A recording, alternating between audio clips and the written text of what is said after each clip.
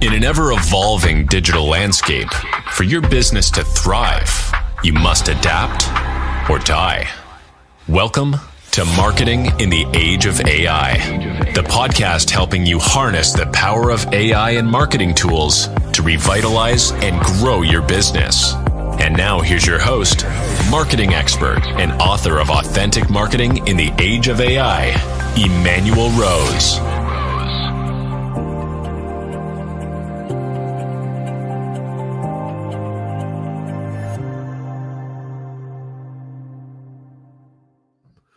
Welcome to this episode of Marketing in the Age of AI. Today, we're going to have an opportunity to hear from Jonathan Green, who is an experienced AI operator, a published author, and a technologist in a lot of ways. And he is going to give us the secret way to prompt write and to stay on top of prompt writing as AI continues to change and be dynamic. So, Jonathan, welcome to the show. Oh, thank you so much for having me. I'm excited to be here. It's one of my favorite topics. Yeah, well, I'm glad. And you have a podcast too. Tell us about your podcast. Yeah, sure. I'm the host of the Artificial Intelligence podcast, where we really focus on showing people how they can use artificial intelligence to have 4-day weekend every weekend, increase their revenue without spending more time on the business, just using AI to kind of get those results that we've all been promised. That's awesome. Well, explain to me a little bit about which of the tools that you're using right now and what you're getting the best results from. So I'm really a simple guy. I'm really at heart a ChatGPT guy. I use Claude a little bit as a backup for some alternative tasks, but 99% of the time I'm using ChatGPT. And there's this big misconception that all these other tools do many, many different things. Most tools are just using ChatGPT in the back end via the API anyways. Yeah. Even when you see a tool that takes your video, creates a clip, or creates podcast show notes, they're just taking that audio, transcribing it, and sending it to ChatGPT anyways. So I often cut out the middleman. I do use some other tools, but mostly those are for testing and experimentation. Sure. So I can then talk to my audience about them. And there's some tools that they make sense for someone like me. Like I have some AI video tools that I use, but those only make sense if you're teaching AI to see, because you can make a video, then it catches the eye and people will watch that video, then read your post. For any other business, they're not really very useful yet. So that's really the starting point. So mostly what you really need is a text generator, an LLM, and it can be whichever one you like. It can be Pi, it can be Claude, it can be ChatGPT, and then an image generator. I'm a big Midjourney fan. I've definitely done a lot of work with Flux because everyone likes to talk about that. But Yeah. Flux just gets you very similar results in a slightly different methodology. But really, my experience, you kind of need those two tools. And then if you're doing any type of video content, audio content, then you need something that helps you to edit that content out. I use Descript. Descript is probably the most powerful AI tool in the market, and they don't tell people that they're an AI. Oh, interesting.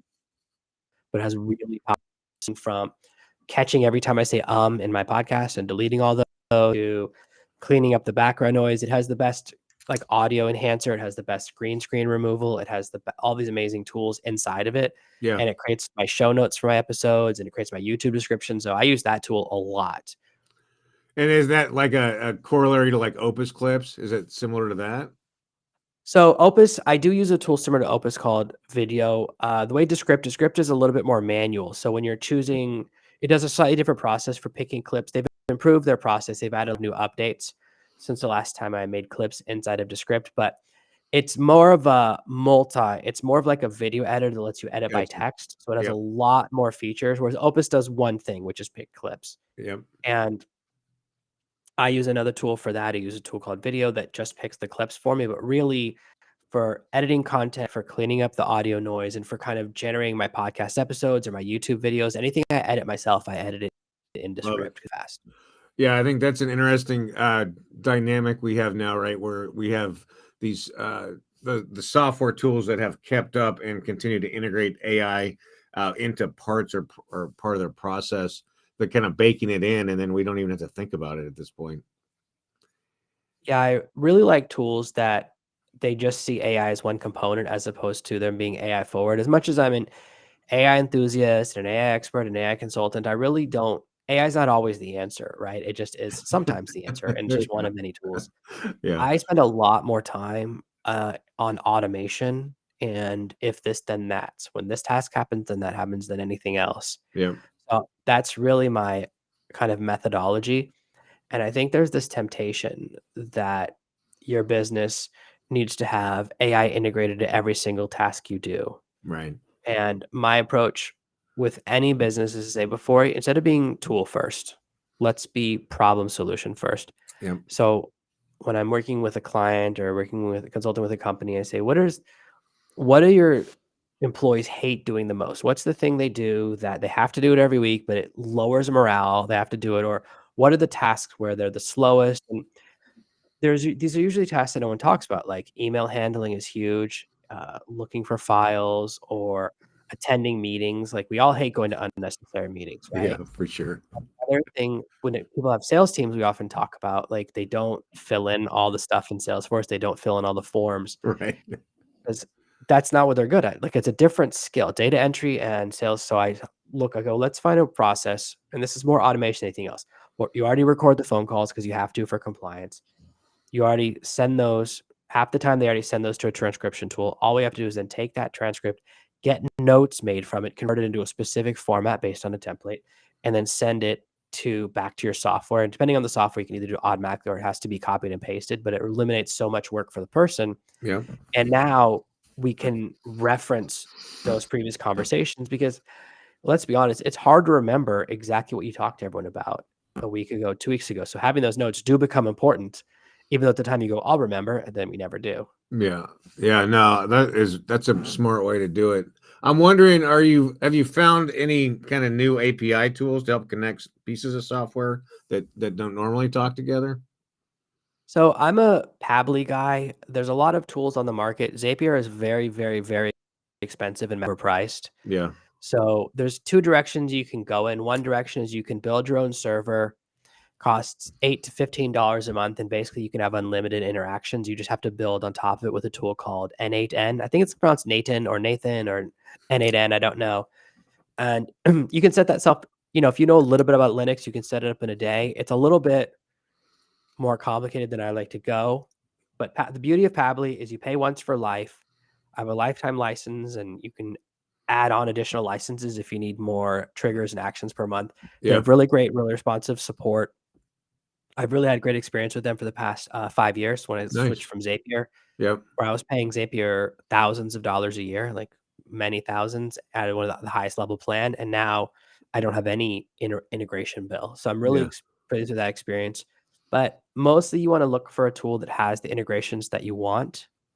So if this doesn't integrate with the tools you have, you need something that will actually integrate between the two. But I really love Pabbly for if this, then that, because whenever I get stuck, I can submit a support ticket and get a response within a few hours with a That's awesome. video or screenshots. Yeah, that's cool.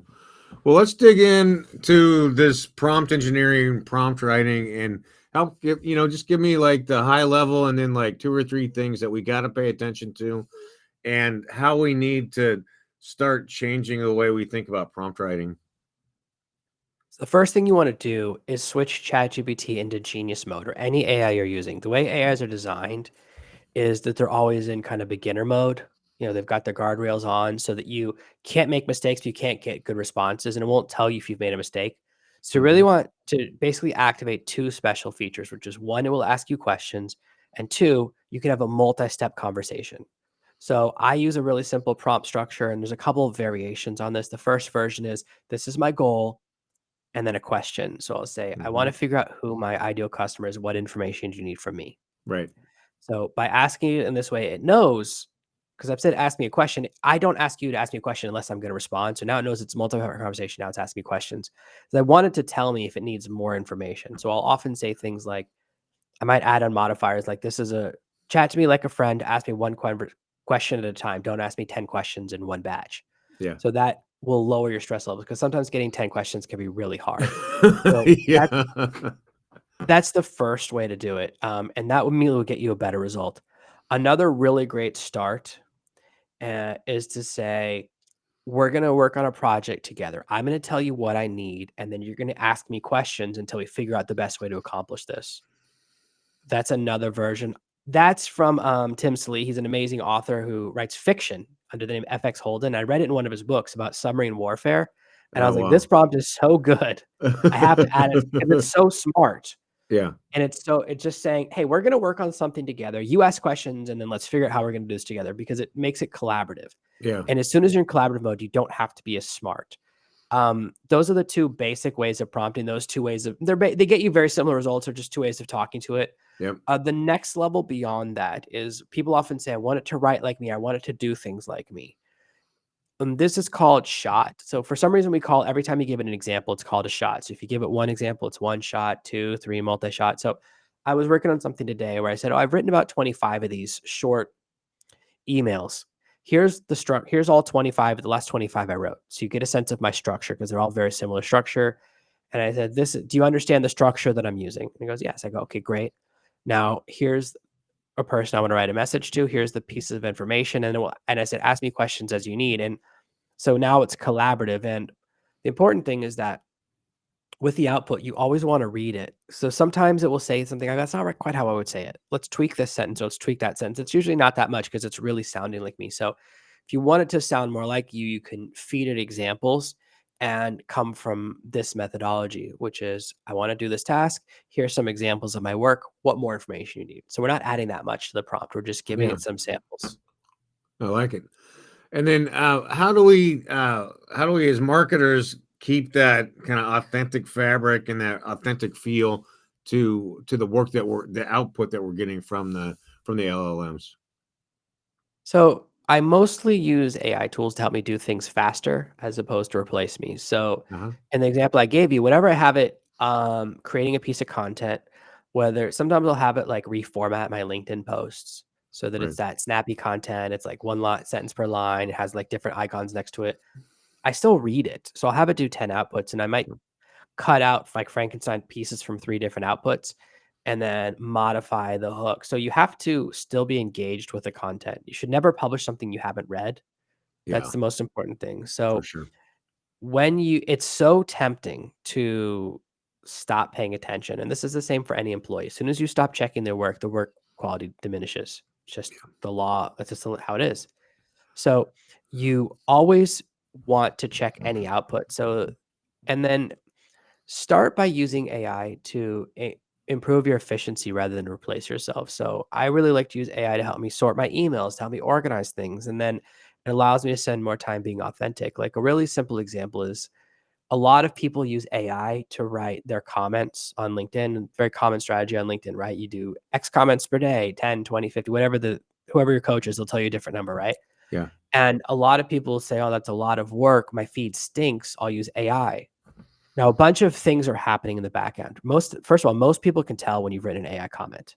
They're just pretty obvious. Yep. And that there's a lot of people that like they'll block you, ban you, and like it kind of creates a bad taste in their mouth. So the second thing that happens is you make your feed worse.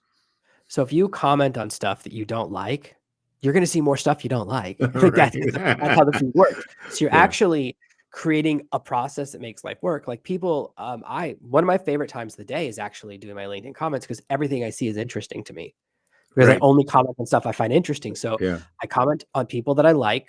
There's some people that I follow that are very small creators.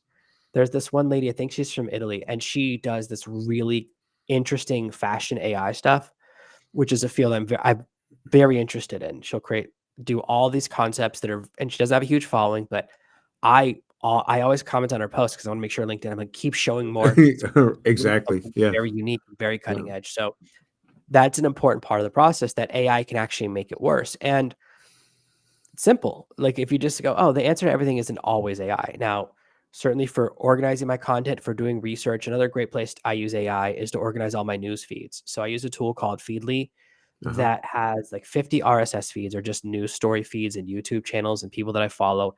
And it pumps in all that information and sorts it by what it thinks is most useful to me and has a little AI in there. I don't know how smart their AI is. I can't really tell, but it gives me the 25 stories it recommends for the day and I up and down vote them. And it's just for me. It's not like a public up and down vote to let it know what stories I'm interested in, what stories I'm not. Yeah. So it doesn't keep showing me stories about fundraising because those don't matter to me. Like this company raised that. That's a news story, but it's not for it doesn't matter for me. I care about a new update or a new feature, things like that. So that saves me a ton of time that I can then spend working on my content, engaging with my audience. Because the main ways we waste time, like the main places we lose time, is email, unnecessary meetings, and looking for stuff. So Right. AI is really good at solving those problems. Like a great example is you've posted a bunch of content to a social media platform and you don't know what to do next. You can take a screenshot of all your statistics, send that screenshot to ChatGPT or whichever AI you want, and say what worked and what didn't work. What should I Right. do more of? Like that. Yep. And very simple, because most of us who are creative types are not very analytical types. I'm not good at statistics. I never took statistics in high school. I did calculus instead. Not very useful. It hasn't come up very often for me. I did a lot of Yeah. physics, all that stuff, and never use it. So I never did statistics, which I kind of regret. And it solves that problem where you go, look at this data, or you can say anything where you just need to analyze something, it's very good at. So another cool way to use it, a way that I'm working on a big project with one of my business partners, is that he was having a problem with the phone sales. And here's my idea.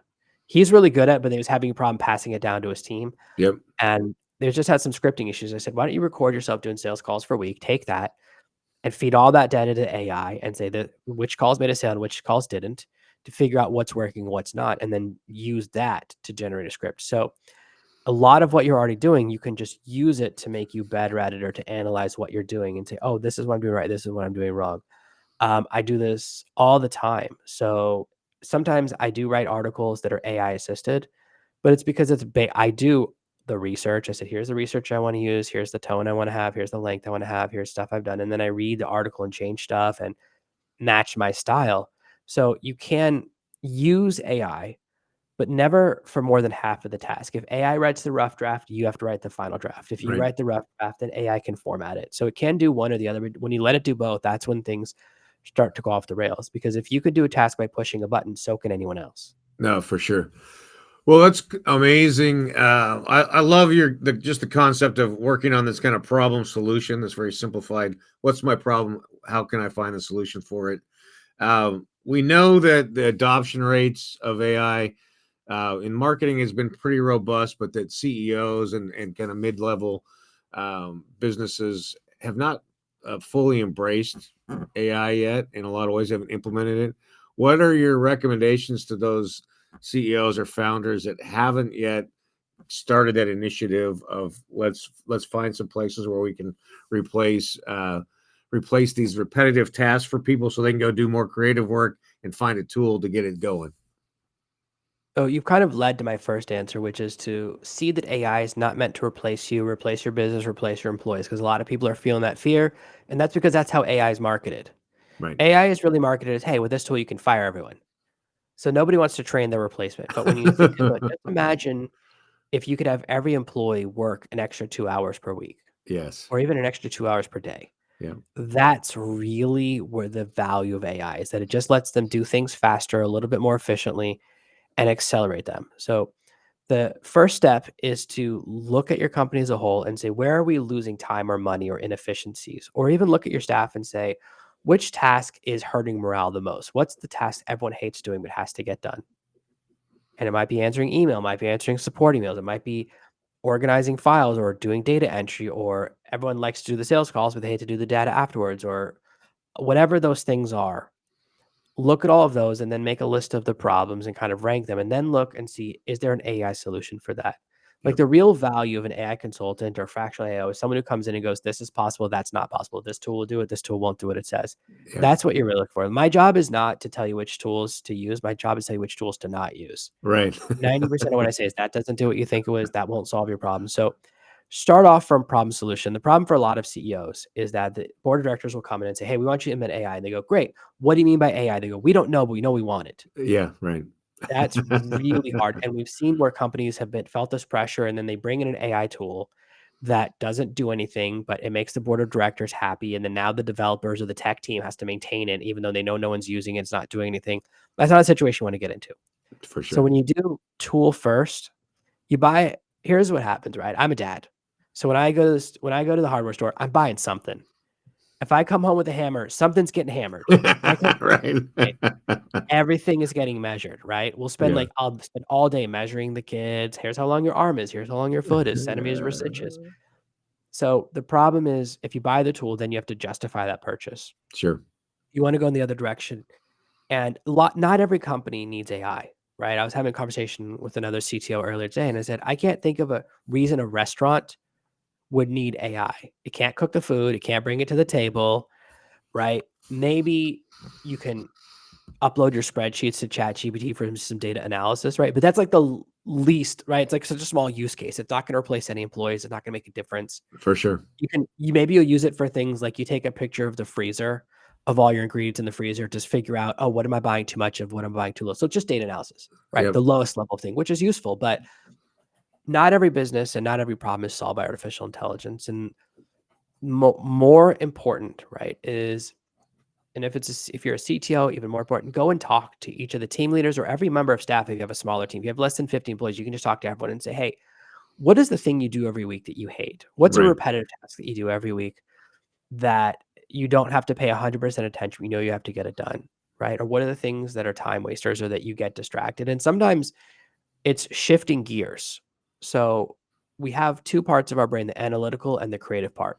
Sure. So if you're doing planning and then creative and then planning and then creative back and forth, just the gear shifting can lead to a major decrease in effectiveness and efficiency. Yeah. Another place is a lot of people, most companies, it just depends on where your company is. Their biggest problem is meetings. Yep. So big meetings are where if you have to go to a meeting where you don't talk, then you shouldn't be in that meeting. Right. There's no reason for you to be in a meeting You where you're just not get the talking. summary. Just get the summary from Otter, and then keep moving. Exactly. Yeah. And that can be automated where the recording gets sent to Otter, then it gets sent to ChatGPT for a summary, and then it says, only send to Jonathan the parts that are about him, that are for his department. Just Yeah. send him the tasks he needs to do. So you can actually get a task list. Instead of having to sit there for 2 hours and find out what part am I supposed to do, you find out just the parts that are relevant for you. Yeah. Most of the time, and this is something when I used to work for other companies and work with people, I dreaded. I was once in a meeting that lasted 8 hours to discuss how we're gonna do a 15-minute task the next day. Oh And every time no. I tried to leave, they would shout at me. And I go, guys, Yeah. this is what happens when you have people in their early 20s. We're wasting time. I said, I don't care. You know what? I don't care what decision you make. Whatever we decide we're doing tomorrow, I'll just do it. 15 Yeah. minutes, who cares? You make a bad Right. decision. I'd rather have 8 hours back. But you see this at scale, and this can affect a lot of departments. One thing really interesting developer that I was working with said he hates scrum meetings. What would happen is every day they would have a meeting 30 minutes after they would get to work. So you can't Right. really get into the groove with programming in 30 minutes because you know you have a meeting, so you kind of don't get anything done. And then you go to that meeting for 30 minutes where you just talk about and you're at it. You're knocked out of your zone. Anyways, you go back, takes you half an hour to get back in the zone. Now it's 10 a.m. Right? 2 hours have been Wow. lost by having these meetings and this Waste. daily meetings. That's just Yep. someone came up with and wrote a book about it. So really it allows you to decrease the things that cost you money and no one enjoys. Like when I have here's how I think. When I have a meeting with all my employees, I look around and go, this meeting is costing me X per hour. Absolutely. That's Yep. how I look at it. And when bosses, Absolutely. and that's how you can tell when the person running the meeting is the boss versus a manager, because you're like, Yes. wait, there's 10 people here, each getting paid $20 an hour. This is a $200 meeting. Yeah, exactly. How am I going to get an ROI on this? Yeah. So those are some of the approaches that I take. All right. Well, I love it. Well, just as a closer, let's just say I'm a CEO. Help me write a prompt for how I figure out how to implement my first AI initiative. Just like fresh sheet of paper. Yeah, you've just done it. I'm trying to figure out how to implement AI in my business in a way that's effective and useful. What information do you need from me? That's it. It's beautiful. I love the simplicity of it. Jonathan, I wish I could talk to you for the next 2 hours, but I know you got some other important things to do. How do people get in touch with you if they want to have a conversation about implementing AI in their business?